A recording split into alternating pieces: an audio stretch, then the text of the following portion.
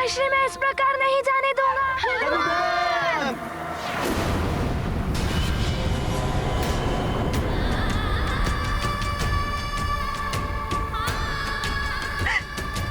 महादेव, मेरे पुत्र और मेरे पति की रक्षा करना। हनुमान, तुम पुनः मेरे कार्य में हस्तक्षेप कर रहे हो।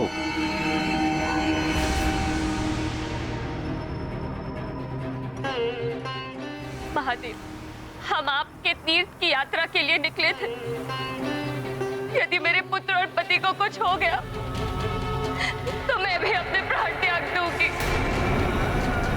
आपको हमारी सहायता करनी ही होगी।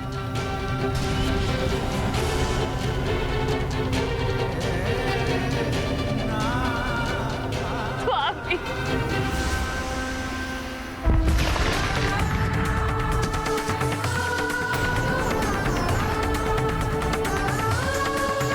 पिताश्री,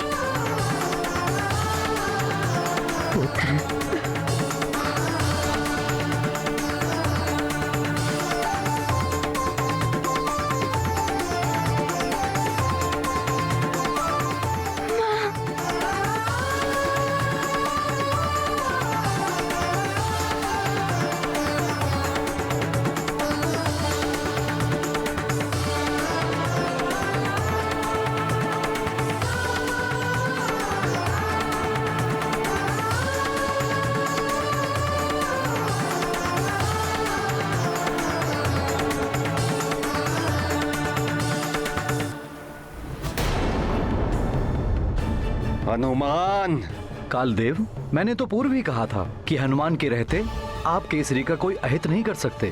दंड तो दूंगा मैं हनुमान को, और उसके लिए इस बार हनुमान को कहीं और उलझाए रखना होगा।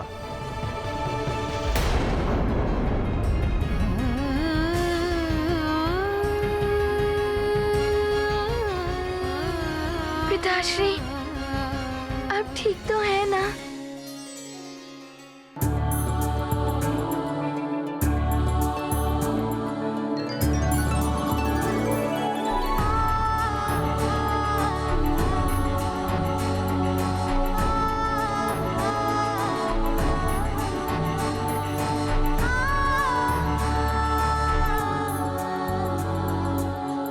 मेरे लाल, माँ, आज पुनः तुमने हम सबको रक्षित कर दिया। कितनी भाग्यवान हूं मैं कि तुम मेरे पुत्र हो।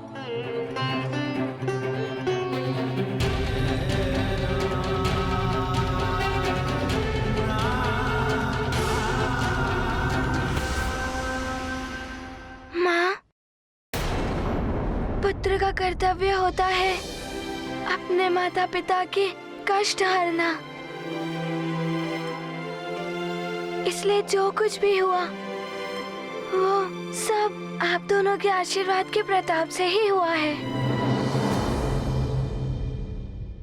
हनुमान, संकट तो टल गया, किंतु तापमान असहनीय हो रहा है।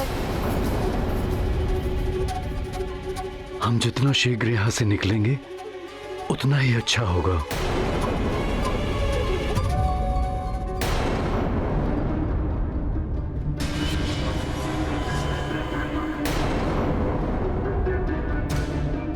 रुकिए पिताश्री,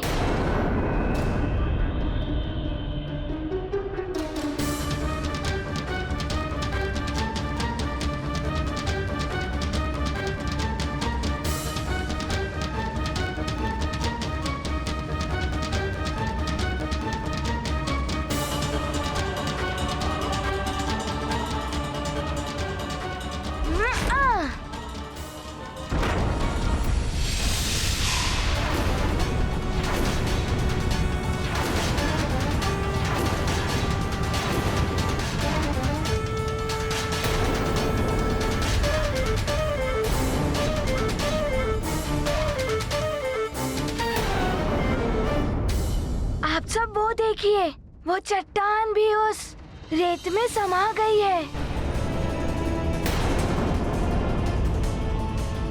इस मार्ग से आगे बढ़ना अनर्थकारी हो सकता है।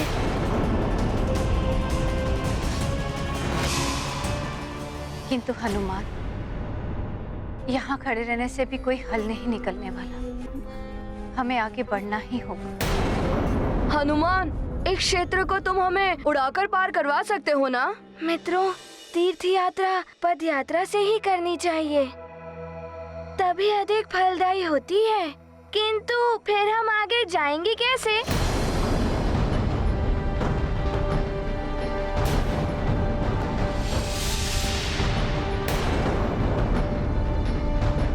ये तो ताप बढ़ता ही जा रहा है, प्यास भी तीव्रता से लग रही है। किंतु मुझे तो आश्चर्य इसलिए हो रहा है कि अकस्मात इतना तापमान कैसे बढ़ गया। अग्निदेव का ये ताप तुम सबके लिए असहनीय हो जाएगा हनुमान।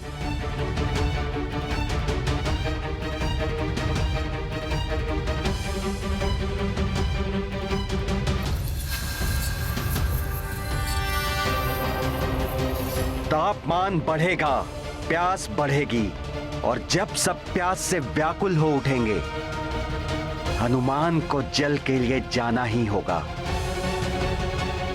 और जैसे हुआ हनुमान केसरी से दूर, मृत्यु होगी केसरी के समीप। बहुत प्यास लग रही है, कोई जल ला दो। जल, जल।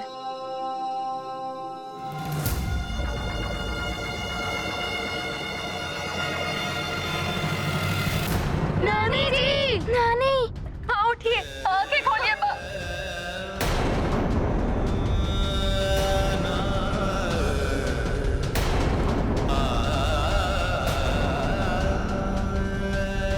तापमान असहाय होता जा रहा है।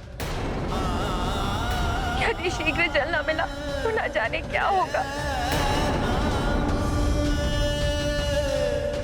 क्या करूं मैं? पिताश्री को छोड़कर भी नहीं जा सकता, किंतु जल के बिना सबकी दशा दारुण होती जा रही है। पिताश्री, हम यात्रा तो थल मार्ग से कर लेंगे, किंतु मैं जल लाने तो उड़कर जा सकता हूँ ना? हाँ पुत्र, संकट काल में तुम ऐसा कर सकते हो। किंतु मित्र, इस मरुथल में तो दूर दूर तक जल का कोई चिन्ह दिखाई ही नहीं दे रहा है। पुत्र हनुमान, आसपास देखो, यदि इस मरुथल में कोई पक्षी दिखाई दे तो जल वही होगा। किंतु हनुमान, शीघ्र लौट कर आना पुत्र। तुमसे ही हम सबका साहस बना हुआ है। मैं भी अब सबसे दूर नहीं जाना चाहता, किंतु विवशता है। फिर भी मैं शीघ्र आ जाऊंगा।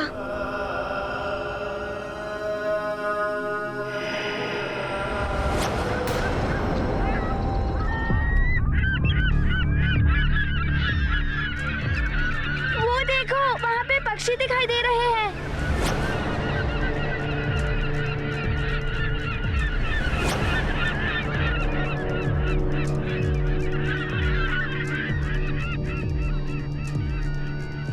मैं अभी उस ओर जाता हूँ। हाँ पुत्र, शीघ्र ही जल लेकर आओ। तुम्हारी नानी का स्वास्थ्य बिगड़ता जा रहा है। जी पिताश्री, मैं शीघ्र आ जाऊंगा। हनुमान, हम भी तुम्हारे साथ चलते हैं। हम तीनों मिलकर अधिक जल ले आएंगे। ठीक है, चलो।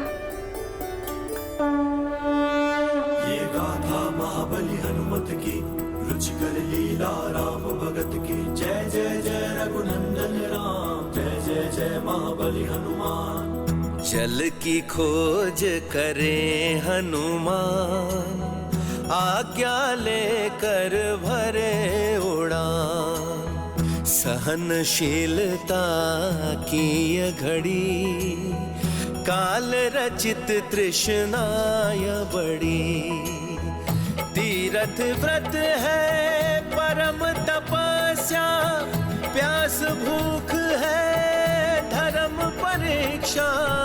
मंगल भवन अमंगल हारी, हनुमत रक्षक जगत सुखारे। ये गाथा महाबली हनुमत की, रुचिकर लीला राम भगत की। जय जय जय रघुनंदन राम, जय जय जय महाबली हनुमान। हनुमान, यहाँ पर सरोवर दिखाई दे रहा है।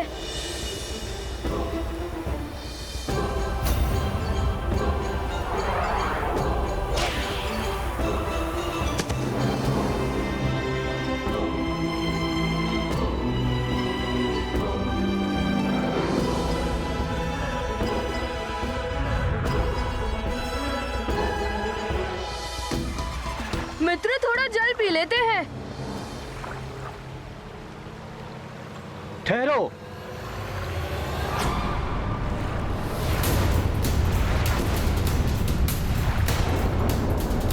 मित्र, मित्र नल, क्या हुआ इसको? किसने की ऐसी दशा? वानर बालक,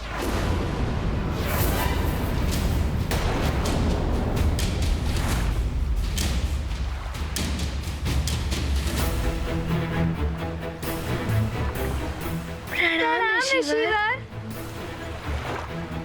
क्या आपने ही मेरे मित्र की ऐसी दशा की है? हाँ, मेरी चेतावनी के पश्चात भी तुम्हारे साथी ने जल का स्पर्श किया। मेरे प्रश्न का उत्तर दिए बिना जो भी इस जल का स्पर्श करता है उसकी यही दशा होती है।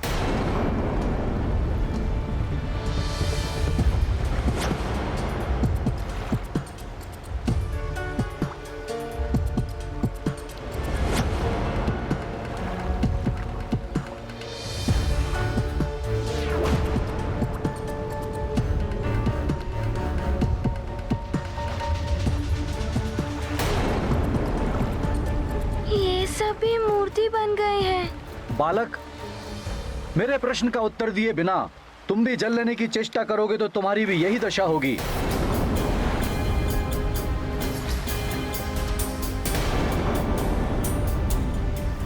क्या सोच रहे हो?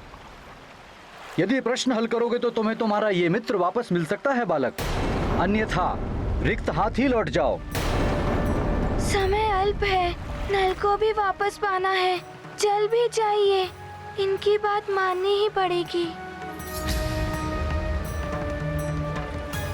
किंतु ऋषिवर, यदि मैंने आपके प्रश्नों का उचित उत्तर दे दिया तो मेरे मित्र नल को नया जीवन दान मिल जाएगा और सारे पशु पक्षियों को भी। हाँ, हो सकता है। दो मेरे प्रश्नों का उत्तर। मैं प्रस्तुत हूँ आपके प्रश्नों का उत्तर देने के लिए, किंतु पहले आप ये बताइए, आप हैं कौन? मुझे आपका स्वर परिचित सा लग रहा है। मैं कौन हूं ये महत्वपूर्ण नहीं है बानर बालक। महत्वपूर्ण है तुम्हारे इस मित्र का जीवन, महत्वपूर्ण है ये जीवनदायी जल। बोलो, क्या चाहते हो? ऋषिवर, मेरी नानी और सब जल के बिना बहुत कष्ट में होंगे। आपको जो पूछना है शीघ्र पूछिए। पुनः विचार कर लो बालक। मैं तुमसे 3 प्रश्न पूछूंगा, यदि एक का भी उत्तर त्रुटिपूर्ण रहा तो तुम भी इन सब की भांति पत्थर की मूर्ति बन जाओगे। बताओ, स्वीकार है?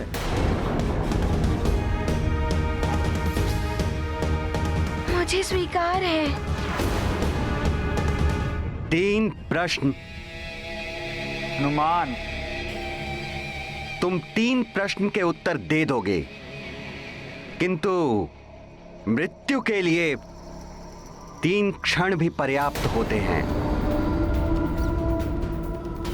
उधर तुम 3 प्रश्न के उत्तर दोगे, इधर मृत्यु की धुन बज उठेगी और तुम्हारे पिता केसरी के लिए अंत का आरंभ हो जाएगा और फिर वो समा जाएंगे काल के गाल में। माँ की दशा तो चिंताजनक होती जा रही, न जाने क्या होने वाला। धीरज रखो अंजना, हनुमान जल लेकर आता ही होगा।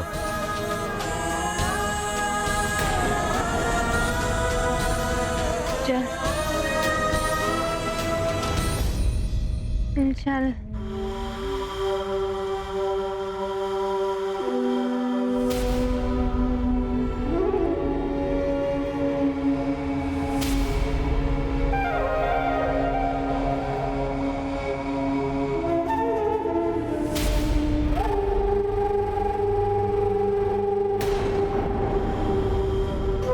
ये ध्वनि कैसी?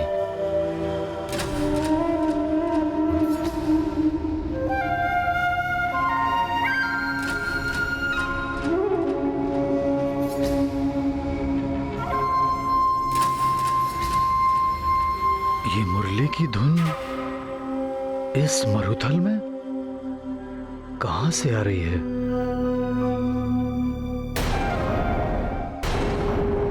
क्या हुआ स्वामी? क्या देख रहे हैं? ये मुरली की धुन, न जाने इस मरुथल में मुरली बजाने वाला कौन आ गया?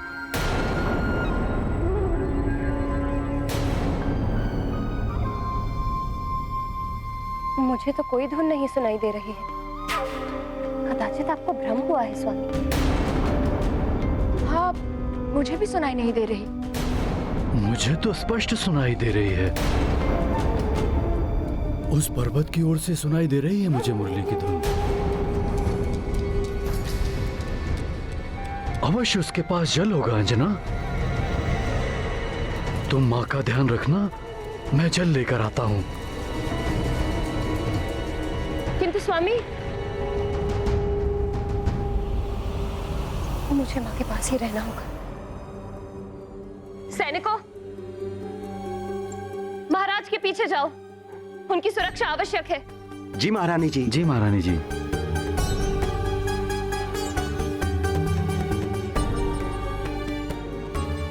अब तक तो हमारे मित्र हनुमान को आ जाना चाहिए था। ना जाने कहाँ रह गया हनुमान।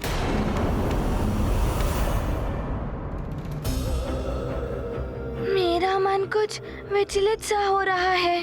प्रतीत हो रहा है जैसे कुछ अनिष्ट होने वाला है। मेरा प्रथम प्रश्न, वो क्या है जो कभी परिवर्तित नहीं होता? परिवर्तित नहीं होता? पर्वत हो सकते हैं। बाल्यावस्था से ही जैसे दिखाई देते थे वैसे ही हैं। हनुमान तर होगा पर्वत। इनमें वर्षों से कोई भी परिवर्तन नहीं हुआ। किंतु मित्र नील, पर्वत भी समय समय पर परिवर्तित हो जाते हैं।